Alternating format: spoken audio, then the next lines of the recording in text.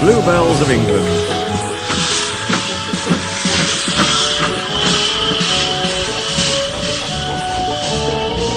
The bluebells are coming, oh ho, oh ho, the bluebells are coming, oh ho. If you must sing, Percy, grumbled Douglas, can't you sing in tune?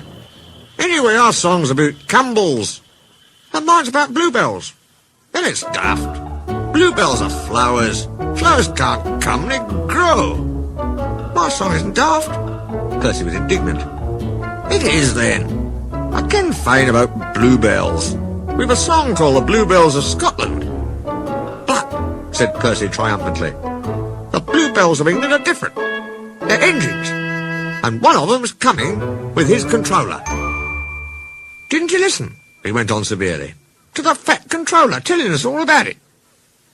I was away. Oh dear, I couldn't understand it all.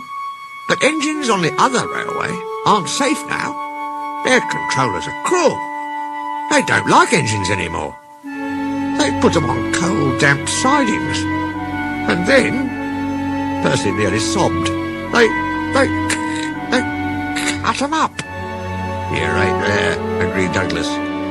If I hadn't escaped, I'd have been cut up too. It's all because of yon diesels. They're all devils, he added fiercely. Fair play, Douglas, reminded Percy. Some are nice. Look at Rusty and Daisy. Maybe so, answered Douglas. But I've never trust one myself. But what I cannot understand is all your blether about bluebells. Well, the bluebells are kind people who want to save engines. They've made a place in England called the Bluebell Railway. Engines can escape there and be safe. Like me winning away here. Yes, Percy went on, just like that. If they're old or ill, a fitter makes them well. They can have their own special colours, all the coal and water they need, and pull trains too. That's braw hearing, said Douglas with feeling. The fat controller says Stepney was the first engine to escape there, so he's asked him to visit us and bring his controller. But, objected Douglas, how about yon diesels? Mightn't they catch him on the way? We thought so too, said Percy. But the fat controller says there's no danger of that. Stepney's a match for any diesel. Besides, his controller will take care of him. He's a brave engine for all that, said Douglas admiringly. Fancy fighting his way through all those diesels just to see us.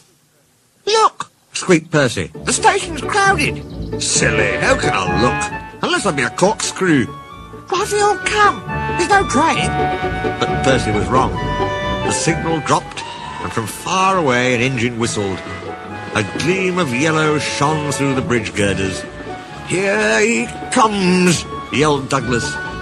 Boop, boop, beep, beep, boop, boop. The two engines whistled excitedly in welcome. Peep, peep, replied Stepney, as with passengers and people waving and cheering, he puffed proudly through the junction on the last stage of his long journey.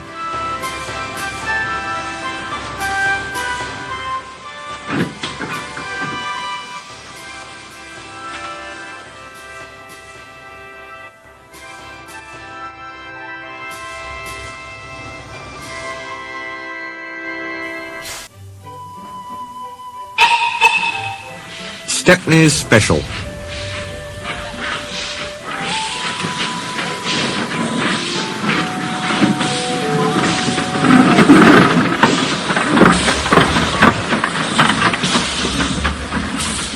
So I tried very hard, but I couldn't work properly, and they put me on a siding. I stayed there for days and days. Other engines were there too. I was afraid. I'd have been frightened too, said Edward. But when some workmen came, they mended me, and even gave me a coat of paint. I couldn't understand it till my driver came. He was very pleased. Stepney, you lucky old engine, he said, you've been saved. The Bluebell Railway has bought you. What a lovely surprise, smiled Edward. Have they saved other engines besides you, he asked. Oh, yes, answered Stepney. You'd like our Bluebell and Primrose. They're twins, he chuckled, and it's like as two peas. They only had numbers at first. Bluebell is 323 and Primrose is 27. They were very pleased when our controller gave them names. Some say he was wrong to do it. It certainly made him cocky. But they do work hard, and I think our controller was right. All engines ought to have names. Yes, agreed Edward, it's most important. That's why, Stepney continued, we've given names to our 488 and 2650. But our controller doesn't know, it's a secret. Don't tell him, will you? Of course not, smiled Edward. They're both very pleased about it, because now they feel part of the family. We call 488 Adams after his designer, you know. He's a lovely engine. A South-Western from Devon. He can stroll away with any load he's given. Cromford, who's 2650, has been pulling trucks up high peaks in Derbyshire. He's tough as Cromford. He had to be for that job. Captain Baxter's tough too, Stepney went on. And rather rude. But he's worked in a quarry, and you know what that does to an engine's language and manners. I do indeed, said Edward gravely.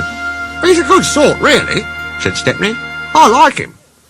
We both miss our work with trucks. He paused. I oughtn't to say this, he went on, after everyone's been so kind, but our line is very short. I never get any good runs now. I miss them dreadfully. Never mind, smiled Edward. Perhaps you'll get some while you're here. Stepney said goodbye to Edward, and then returned to the big station. There he helped Duck shunt the yard. They were soon great friends and enjoyed their afternoon together. Thomas arrived before they'd finished, and stayed till it was time for his last branch line train. But that train's tail lamps were hardly out of sight when the two engines heard a commotion at the station. Hello, said Duck. I wonder what's up. Presently the night-duty shunter came hurrying to the shed. The bell in the cabin on the branch line rang once, then 5, pause 5. That means shunt to allow following train to pass. The signalman was puzzled. He telephoned control. Oh, special is it? Ah, I see. Thomas and his passengers grumbled at being delayed, but there was no help for it. Soon they heard unfamiliar puffing. Express headlamps swayed and twinkled. Then Stepney, pulling one coach, loomed in the station lights. He slowed to exchange tablets, whistled a greeting, then gathered speed into the night. Oh, bust my boiler, said Thomas the tank engine. Shunted, fumed Thomas next morning. On my own branch too. It's a disgrace. I'm sorry, said Stepney. I was a special, he explained. Why? An important passenger came after you'd gone. He said he must get home and ordered a special. Duck kindly let me take it. We had a splendid run. No record breaking, of course, but... Ah, well, said Thomas modestly. Perhaps when you know the road as I do... Exactly, put in Stepney. You're such an expert. Thomas, flattered, forgot he was cross, and told Stepney all about his branch line.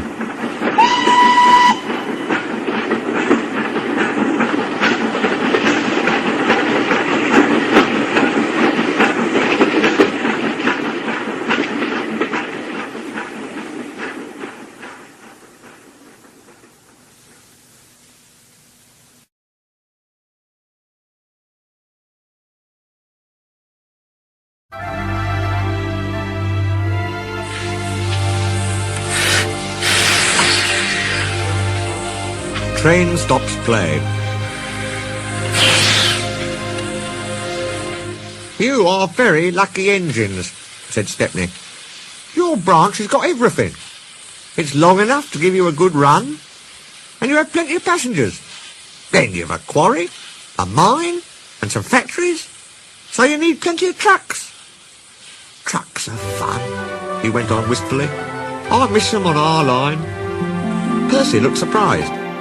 You can take mine and welcome this morning, he said.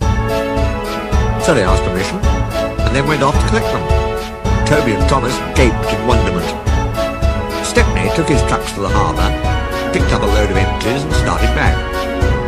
On the way they were stopped by a signal near a cricket field, where a match had just started. They settled down to watch. Presently some fielders came towards them and waved. Could you move, please, they asked. Your last few trucks behind the Bowler's Arms. Sorry, smiled the driver. Pull this through, and he eased Stepney forward till he stood under the signal.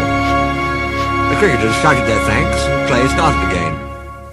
The batsman hit out, and soon a skyer towered towards the train.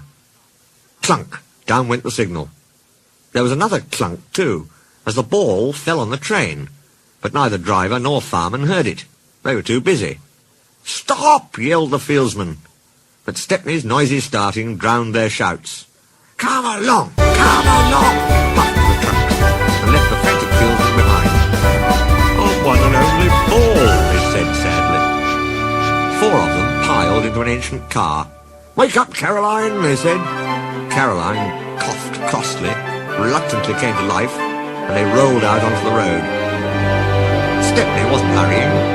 He had just crossed the river when Caroline came up behind. "Kurt, Kurt," she wailed. Road and rail ran side by side.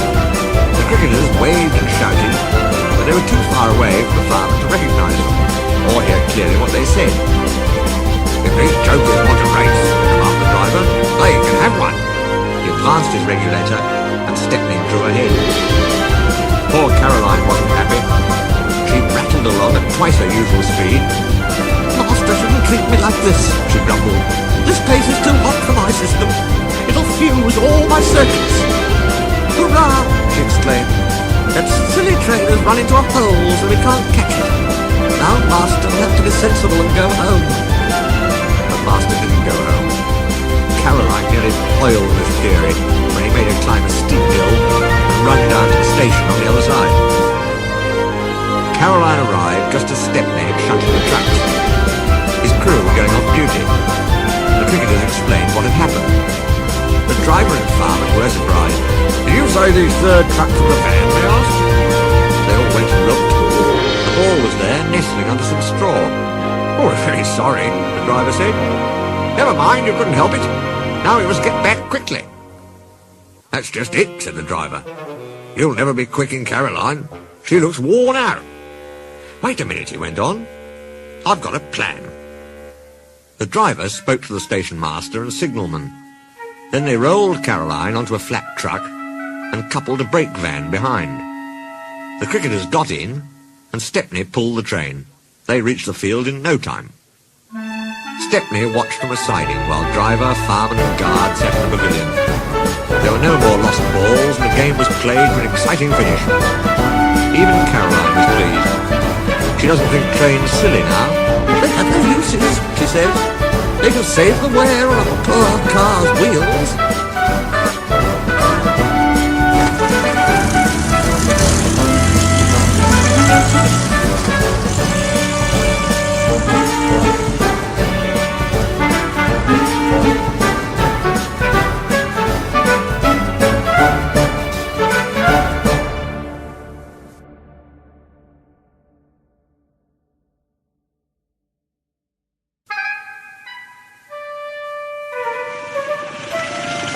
Bowled out.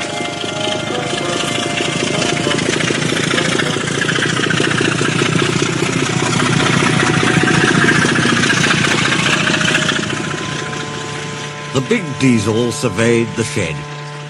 "Not bad," he said. "I've seen worse. At least you're all clean." The engines gaped. "It's not your fault," he went on, "but you're all out of date. Your controllers should scrap you. Get engines like me. A fill of oil, a touch on the starter, and I'm off, with no bother, no waiting. They have to fuss around you for hours before you're ready." At last the engines found their voices. An inspector had to come and stop the noise. They held an indignation meeting early next morning round the turntable. "Disgraceful," rumbled Gordon. "Disgusting," said James. "Despicable," spluttered Henry. "To say such things to us," burst out Donald and Douglas. "It's to teach him a lesson we'd be wanting." But no one had any good ideas, and at last they all went off to work except for Duck and Stepney. "Never mind," said Duck. "We'll be sure to think of something." "We'll have to be quick then," warned Stepney. But their chance came sooner than expected. Diesel purred comfortably. He was being warmed up well before time. An inspector watched a fitter making adjustments. The wind tugged at the inspector's hat. The fitter replaced the air intake cover. "OK, mate," he said. Diesel saw his coaches waiting at the platform. He rolled proudly towards them. "Look at me, Duck and Stepney, bird. Now I'll show you something." He advanced a few yards, then suddenly he coughed, faltered, choked, and stopped. The inspector, meanwhile, had seen nothing of this. He was looking for his hat. "Can we help you at all?" asked Duck and Stepney sweetly. Diesel seethed with baffled fury as they pushed him back to the shed. "My hat!" exclaimed the inspector as the cavalcade went by. "Bother your hat," said the fat controller crossly. "The train's due out in 10 minutes, and you'll have to take it, Duck." Duck looked doubtful. But when Stepney asked, "Can I help him, sir?" he felt better. The fat controller was pleased, too, and hurried away almost cheerfully to make the arrangements. The engines and their crews made careful plans. "A good start's everything on a job like this," warned Stepney. So as they backed down, they dropped sand on the rails, rolling it firm with their wheels. Both controllers were there to see them off. "Gordon will take over from halfway," said the fat controller, "so get the train there. Never mind about being late. Good luck." "Don't worry, sirs," smiled Stepney. "We'll get there, and be early too." They stood waiting, sizzling with excitement, ready, eager to be off. At last the guard's flag waved. The engines dug their wheels into the sand and gave a mighty heave. "Come on! Come on!" puffed Duck, while Stepney barked excitedly in front. Moving carefully over the points, they reached the open line. "Now for a sprint!" puffed Stepney. "I'm ready when you are!" puffed Duck. Faster and faster they went, till their wheels were turning at such speed that the side rods were merely blurs. Under clear signals, they whizzed through Edward Station and charged at Gordon's Hill beyond. They felt the drag of their 15 coaches here. It was hard work, but once over the top, the last 10 miles were plain running, and they swept into the big station in fine style. "Hello," said Gordon. "You're early. That's one in the headlamp for old Diesel." "Have you heard the latest?" he chuckled. Diesel had sucked the inspector's hat into his air pipe. That's why he broke down. James says he's sick as boiler sludge and sulking in the shed. "Out of date, are we? Ho, ho, ho!" And still laughing, Gordon puffed away. Everyone was sad next day when Stepney had to go. All the engines who could came to see him off. The fat controller made a speech, and so did Stepney's controller. Donald and Douglas made everyone sing Old Lang Syne, and then Stepney and his controller puffed off to a chorus of cheers and whistles. "Goodbye, Stepney, come again, goodbye, goodbye." But what about Diesel? He'd slipped away the night before. He said goodbye to no one, but left two things behind: the nasty smell of bad manners and a battered bowler hat.